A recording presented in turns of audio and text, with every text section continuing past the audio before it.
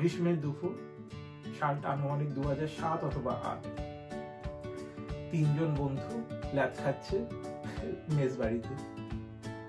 রবিন্সের pathology বইটা তখনও উল্টে পড়ে রয়েছে, হালকা হাওয়া দিচ্ছে। হঠাৎ করে এক বন্ধু শুরু করলো আম্পায়ারিং নিয়ে কথা। সেই কারণে আজ সাদা পোশাকে বসা। বিভিন্ন আম্পায়ার তাদের বিভিন্ন কিছু সিগনেচার স্টাইল থাকে, লক্ষ্য করে দেখেছেন কি? প্রথমে আছে স্টিভ বাকনারের কথা। এতটাই কন্ট্রোভার্সি জড়িয়ে আছে তার আম্পায়ারিং নিয়ে। বলা হয় যদি আম্পায়ার না হতো তাহলে সচিনের সেঞ্চুরির সংখ্যা হয়তো আরো বাড়তো, কেননা অন্যায্যভাবে অনেকবারই সচিনকে সে আউট দিয়েছে। কিন্তু তার আউট দেখানোর ক্ষমতা যেন খুব ভদ্র মার্জিত ভাবে বলছে, দাদা আপনি আসুন। এরপরে আসি ডেভিড শেপার্ড, যেন পাড়ার গুন্ডা।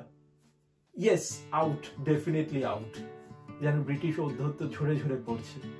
রুডি কোটজেন আউট দিচ্ছে স্লো মোশন। সব থেকে কিন্তু মজা লাগতো বিলি বাউডেনকে। সেই নিউজিল্যান্ডের কিউই আম্পায়ার, সবসময় যেন একটা এন্টারটেইনার। তার অদ্ভুত 4 দেখানোর ভঙ্গি, অদ্ভুত 6 দেখানোর ভঙ্গি, এক পা তুলে, এবং আরেকটা কি করে বলা যায়, তার ক্রিকেট ফিঙ্গার আউট, অদ্ভুত লাগতো। জয়প্রকাশের কথা মনে আছে? কোটলার সেই কুমড়ে 10 উইকেটের কথা, তাকে 10-12 আঙ্গুল তুলতে হয়েছিল এইভাবে।